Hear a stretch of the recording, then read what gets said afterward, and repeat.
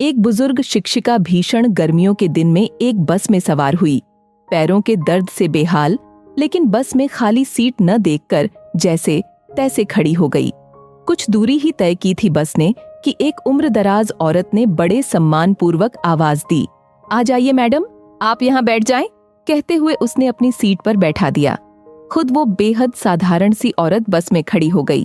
Madam ने दुआ दी, बहुत बहुत धन्यवाद, मेरी बुरी हालत थी सच में। उस महिला के चेहरे पर एक सुकून भरी मुस्कान फैल गई। कुछ देर बाद शिक्षिका के पास वाली सीट खाली हो गई, लेकिन महिला ने एक और महिला को, जो एक छोटे बच्चे के साथ यात्रा कर रही थी और मुश्किल से बच्चे को ले जाने में सक्षम थी, को उस सीट पर बिठा दिया। अगले पड़ाव पर बच्चे के साथ महिला भी उतर गई। सीट खाली हो गई, लेकिन नेकदिल महिला ने खुद बैठने का लालच नहीं किया। उसने फिर बस में चढ़े एक कमजोर बूढ़े आदमी को उस सीट पर बैठा दिया जो अभी अभी बस में चढ़ा था। कुछ दूर जाने के बाद सीट फिर से खाली हो गई। बस में अब गिनी चुनी सवारियां ही रह गई थीं। अब उस अध्यापिका ने महिला को अपने पास बिठाया और पूछा, सीट कितनी बार खाली हुई है, लेकिन आप लोगों को ही बैठाती रही, खुद नहीं बैठी, क्या बात है?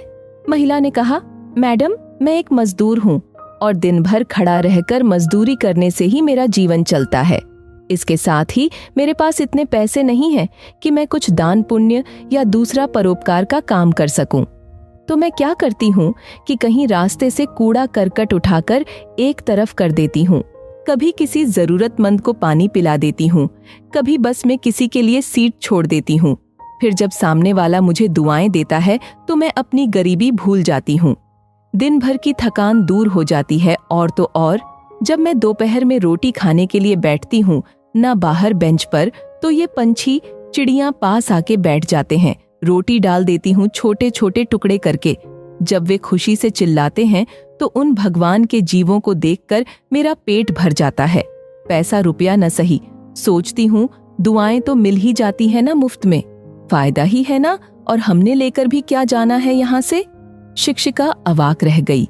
एक अनपढ़ सी दिखने वाली महिला इतना बड़ा पाठ जो पढ़ा गई थी उसे